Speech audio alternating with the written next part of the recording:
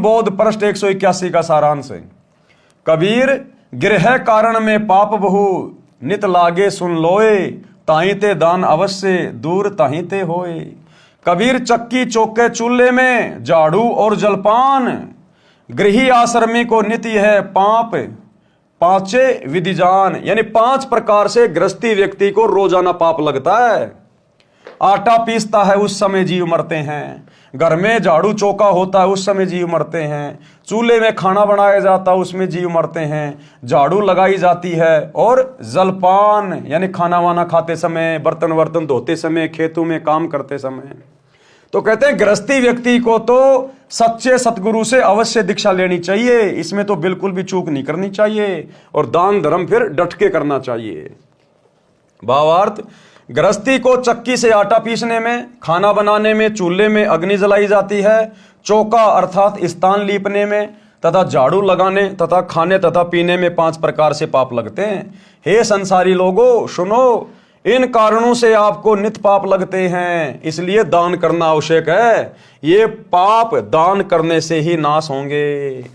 गुरुदेव कहते हैं जो चौका तुम देवो नित्या, 1000 ब्राह्मण की है हत्या। माता बहनें रोजाना घर में जो पोंछा लगाती हैं, या पहले गारा से गोबर से जमीन को लिपा करते थे, आजकल जैसे पोंछा वगैरह मार देते हैं, वाइपर मार देते हैं। तो गुरुदेव कहते हैं 1000 ब्राह्मणों की हत्या के बराबर पाप होता है, इतने जीव मरते हैं। इसलिए गृहस्थी व्यक्ति को सच्चा सतगुरु धारण करके और दान धर्म अवश्य करना चाहिए, तभी उनके वो पाप कटेंगे।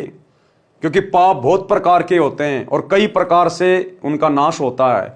कुछ पाप ऐसे होते हैं जो सत्संग सुनने से नष्ट हो जाते हैं, कुछ पाप गुरुदेव ने ऐसे बताए जो सुमरण करने से नष्ट होंगे, कुछ पाप जो है वो गुरुदेव के दर्शन करने से, कुछ उनके आशीर्वाद से, और कुछ आपके तीनों समय की आरती से, कुछ सत्संग सुनने से, और कुछ पाप ऐसे होते हैं जो केवल दान धर्म करने से ही नष्ट होते हैं।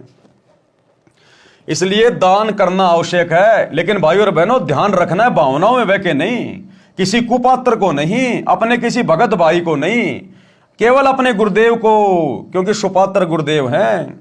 वर्तमान में हमारे गुरुदेव हिसार जेल में बैठे हुए हैं, तो हमने संकल्प कर लेना है अपने घर पे ज्योति का, पाठ का, दान का संकल्प कर लो। पैसा अपने पास में रखो, जब गुरुदेव आए उसी समय उनके हाथ में दो, किसी कुपात्र के हाथ में नहीं देने हमने भावनाओं में बह के। ये परमात्मा है, परम साधु है, और कहते साधु भूखा भाव का, धन का भूखा नहीं, जो कोई धन का भूखा वो साधु भी नहीं। इसलिए गुरुदेव की गैर हाजिरी में यदि गुरुदेव ने किसी को अधिकारी नियुक्त नहीं कर रखा है दान धर्म लेने के लिए, तो आपने किसी भी कुपात्र के हाथ में, चाहे उनका बेटा हो, चाहे बेटी हो, चाहे कोऑर्डिनेटर हो, चाहे कोई भी हो, कोई कितना ही डराए, कितना ही धमकाए, कितना ही पीड़ा पर्चा निकाले, कुछ भी कहे, हमने अपने कर्म नहीं फोड़ने। ये हमारी दृढ़ता की परीक्षा ले रहा है परमात्मा वर्तमान में। कबीर कछु कटे सत्संग ते, कछु नाम के जाप, कछु संत के दर्शते, कछु दान प्रताप। भगत के पाप कई धार्मिक क्रियाओं से समाप्त होते हैं, कुछ सत्संग वचन सुनने से, ज्ञान यज्ञ के कारण, कुछ नाम के जाप से, कुछ संत के दर्शन करने से, तथा कुछ दान के प्रभाव से समाप्त होते हैं। जैसे वस्त्र पहनते हैं, मिट्टी धूल लगने से मैले होते हैं, उनको पानी साबुन से धोया जाता है, इसी प्रकार नित्य कार्य में पाप लगना स्वाभाविक है। इसी प्रकार वस्त्र की तरह सत्संग वचन नाम सुमरण दान व संत दर्शन रूपी साबुन पानी से रोजाना धोने से आत्मा निर्मल रहती है, भक्ति में मन लगा रहता है। अब देखो भाई और बहनों, वर्तमान में हम सभी सत्सेवक भाई बहन, हम ना किसी आश्रम में जाते, ना हम इन आश्रमों में जाके अपने गुरुदेव की गैर हाजिरी में किसी को ज्योति पाठ और दान का पैसा दे रहे। उसके बावजूद भी आप और हम भगत भाई बहनों की भक्ति इन आश्रम वालों से, गुरुदेव के परिवार वालों से, इन कोऑर्डिनेटरों से लाख गुना अच्छी चल रही है, लाख गुना अच्छी। गुरुजी के प्रति जो भाव हमारे हैं इनके वर्तमान में नहीं है। जो श्रद्धा गुरुदेव के प्रति आप और हमारी है इनकी नहीं है। मर्यादा तोड़ने से, कोई भी पाप करने से जितना हम सत्सेवक भाई बहन डरते हैं, ये लोग नहीं डरते, ये तो खुले सांड हो गए।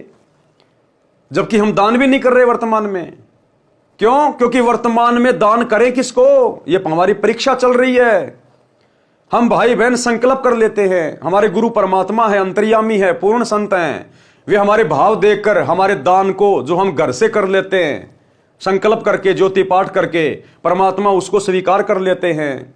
इसलिए हमारी आत्मा निर्मल है, हमारा मन निर्मल है, इसलिए हमारा भक्ति में मन लग रहा है। हम मर्यादा शौपन में भी तोड़ने की नहीं सोच सकते।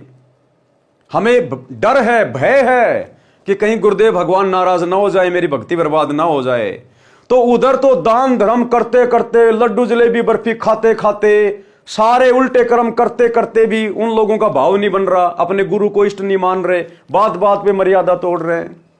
और इधर हम भाई बहन 10 साल हो गए आश्रमों का मुंह भी नहीं देख रहे, इन कुपात्रों को ज्योति पाठ का एक नया रुपया भी नहीं दे रहे, और फिर भी हमारी भक्ति दिन रात ऊपर की ओर बढ़ रही है। तो गुरुजी किसके साथ है? ज्ञान आधारी भगत के साथ है, मर्यादित भगत के साथ है। और जब दान धर्म करने का समय आएगा, जब हमारे गुरुदेव हमारे समक्ष आएंगे, आश्रम में आएंगे, जहां भी आएंगे, जितना हमारा सामर्थ्य है उससे कहीं ज्यादा दिल खोलकर अपने गुरुदेव के चरणों में अर्पित करेंगे। क्योंकि नियम है भक्ति का कि पात्र को पात्र विचार कहता ही दीजिए दान। तो भैया वर्तमान में तो सब कुपात्र हैं, सुपात्र तो जेल में बैठा हुआ है, उनके आने के बाद ही देंगे। उनके परिवार को, इन कोऑर्डिनेटरों को आश्रमों में जाके इन कुपात्रों को दान धर्म देकर हम अपने कर्म नहीं फोड़ सकते, परीक्षा के समय में गुरुजी को नाराज नहीं कर सकते। कबीर जो धन पाए न धर्म करत, ना ही सदव्यवहार, सो प्रभु के चोर हैं फिरते मारो मार। जो धन परमात्मा ने मानव को दिया है उसमें से जो दान नहीं करते और ना अच्छा आचरण करते हैं, वे परमात्मा के चोर हैं, जो माया जोड़ने की धुन में मारे मारे फिरते हैं। संत गरीबदास जी ने भी कहा है कि जिन हर की चोरी करी और